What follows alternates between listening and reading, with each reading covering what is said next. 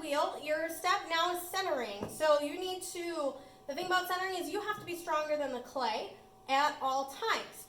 So you're going to be locking your elbows either against your sides and then on your knees or on your thighs and knees. You need to make sure that your hands should not be wobbling around. You want to keep them as tight to the center as possible. So if you think of the wheel like a clock, where this is 12 o'clock, 3 o'clock, 6 o'clock, 9 o'clock.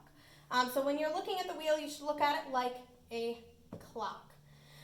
So when you're centering, typically everyone centers a little bit differently, but I'm going to teach you how to center in a way that most people find success.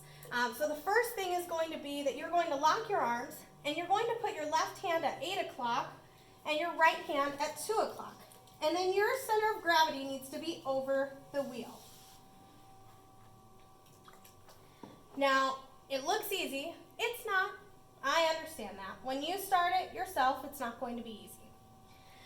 So this might look better than it was, but you can still see that it's a little wavy. Every time your clay is wobbly, it is not centered. So you want to make it so that it's totally stationary. It doesn't even look like it's spinning. So you're going to be doing some squeezing, and you're always squeezing down and toward the center with the sides of your hands on the bat. What that does is as you're pushing toward the center, your clay wants to go out, and then the sides of your hands have to keep it from going out. So your sides of your hands have an important job in that as you're pushing down and toward the center to push it all in the ball in the middle, the sides of your hands are keeping it from becoming a plate, which you really don't want at this point.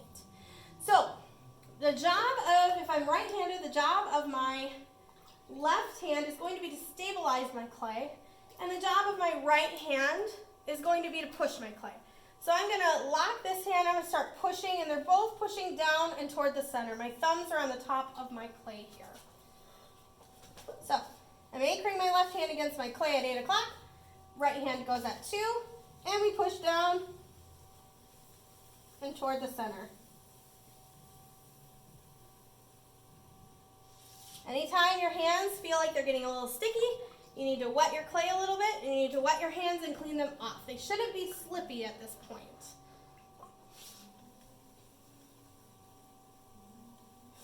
And when your hands stop moving, that means that your clay is done. All right.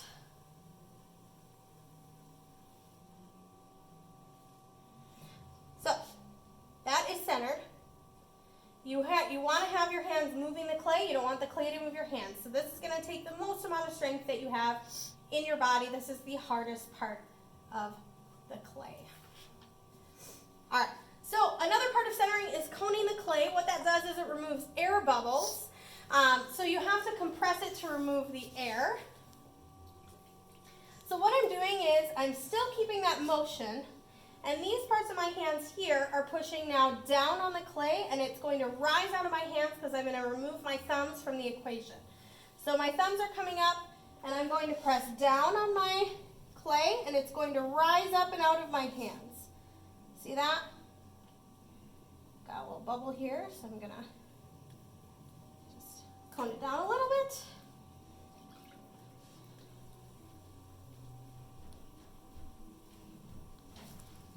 Coning up.